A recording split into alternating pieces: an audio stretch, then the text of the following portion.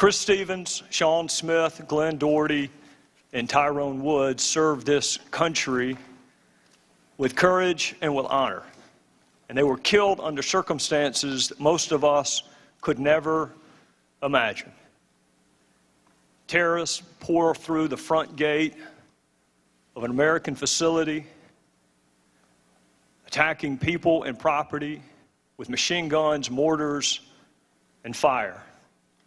It is important that we remember how these 4 men died. It is equally important that we remember how these 4 men lived and why. They were more than 4 images on a television screen.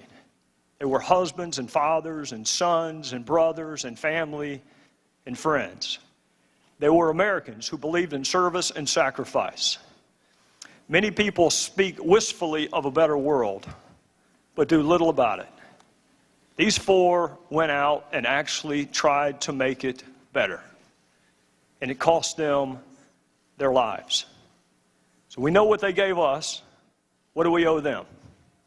Justice for those that killed them. We owe their families our everlasting gratitude, respect. We owe them and each other the truth. The truth about why we were in Libya. The truth about what we were doing in Libya. The truth about the escalating violence in Libya before we were attacked and these 4 men were killed. The truth about requests for additional security. The truth about requests for additional personnel. The truth about requests for additional equipment. The truth about where and why our military was positioned as it was on the anniversary of 9/11. The truth about what was happening and being discussed in Washington while our people were under attack. The truth about what led to the attacks, and the truth about what our government told the American people after the attacks. Why were there so many requests for more security personnel and equipment, and why were those requests denied in Washington? Why did the State Department, compound and facility, not even come close to meeting proper security specifications? What policies were we pursuing in Libya that required a physical presence in spite of the escalating violence? Who in Washington was aware of the escalating violence? What precautions, if any, were taken on the anniversary of 9/11? What happened in Washington after the first attack, and what was our response to that attack? What did the military do or not do? What did our leaders in Washington do or not do, and when? Why was the American public given such divergent accounts of what caused these attacks? And why is it so hard to get information from the very government these 4 men represented, served, and sacrificed for? Even after an accountability review board and a half-dozen congressional investigations, these and other questions still lingered. And these questions lingered because previous investigations were not thorough. These questions lingered because those previous investigations were narrow in scope and either incapable or unwilling to access the facts and evidence necessary to answer all relevant questions. So the House of Representatives, including some Democrats, I hasten to add, asked this committee to write the final definitive accounting of what happened in Benghazi. This committee is the first committee to review more than 50,000 pages of documents because we insisted that they be produced. This committee is the first committee to demand access to more eyewitnesses because serious investigations talk to as many eyewitnesses as possible.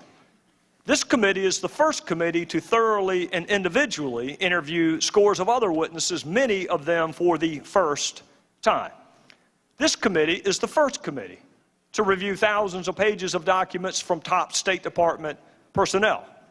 This committee is the first committee to demand access to relevant documents from the CIA, the FBI, the Department of Defense, and even the White House. This committee is the first committee to demand access to the emails to and from Ambassador Chris Stevens. How could an investigation possibly be considered serious without reviewing the emails of the person most knowledgeable about Libya? This committee is the first committee, the only committee, to uncover the fact that Secretary Clinton exclusively used personal email on her own personal server for official business and kept the public record, including emails about Benghazi and Libya, in her own custody and control for almost 2 years after she left office. You will hear a lot today about the Accountability Review Board. Secretary Clinton has mentioned it more than 70 times in her previous testimony before Congress. But when you hear about the ARB, you should also know the State Department leadership handpicked the members of the ARB. The ARB never interviewed Secretary Clinton. The ARB never reviewed her emails. And Secretary Clinton's top advisor was allowed to review and suggest changes to the ARB before the public ever saw it. There's no transcript of ARB interviews, so it's impossible to know whether all relevant questions were asked and answered. And because there's no transcript, it is also impossible to cite the ARB interviews with any particularity at all. That is not independent. That is not accountability. That is not a serious investigation. You will hear there were previous congressional investigations into Benghazi, and that is true. And it should make you wonder why those investigations failed to interview so many witnesses and access so many documents. If those previous congressional investigations were really serious and thorough, how did they miss Ambassador Stevens' emails? If those previous investigations were serious and thorough, how did they miss Secretary Clinton's emails? If those congressional investigations really were serious and thorough, why did they fail to interview dozens of key State Department witnesses, including agents on the ground who experienced the attacks firsthand? Just last month, 3 years after Benghazi, top aides finally returned documents to the State Department. A month ago, this committee received 1,500 new pages of Secretary Clinton's emails related to Libya and Benghazi, 3 years after the attacks. And a little over 2 weeks ago, this committee received nearly 1,400 pages of Ambassador Stevens' emails, 3 years after the attacks. It is impossible to conduct a serious, fact-centric investigation without access to the documents from the former Secretary of State, the ambassador who knew more about Libya than anyone else, and testimony from witnesses who survived the attacks. Madam Secretary, I understand there are people, frankly, in both parties who have suggested that this investigation is about you. Let me assure you it is not, and let me assure you why it is not. This investigation is about 4 people who were killed representing our country on foreign soil. It is about what happened before, during, and after the attacks that killed them. It is about what this country owes to those who risk their lives to serve it. And it is about the fundamental obligation of government to tell the truth, always, to the people that it purports to represent. Madam Secretary, not a single member of this committee signed up to investigate you or your email. We signed up to investigate and therefore honor the lives of 4 people that we sent into a dangerous country to represent us, and to do everything we can to prevent it from happening to others. Our committee has interviewed 100 witnesses. Not a single one of them has been named Clinton until today. You were the Secretary of State for this country at all relevant times. So, of course, the committee is going to want to talk to you. You are an important witness. You are one important witness among 100 important witnesses. And I do understand you wanted to come sooner than today, so let me be clear why that did not happen. You had an unusual email arrangement, which meant the State Department could not produce your emails to us. You made exclusive use of personal email and a personal server. And when you left the State Department, you kept the public record to yourself for almost 2 years. And it was you and your attorneys who decided what to return and what to delete. Those decisions were your decisions, not our decisions. It It was only in March of this year we learned of this email arrangement, and since we learned of this email arrangement, we have interviewed dozens of witnesses, only one of whom was solely related to your email arrangement. And that was the shortest interview of all, because that witness invoked his Fifth Amendment privilege against incrimination.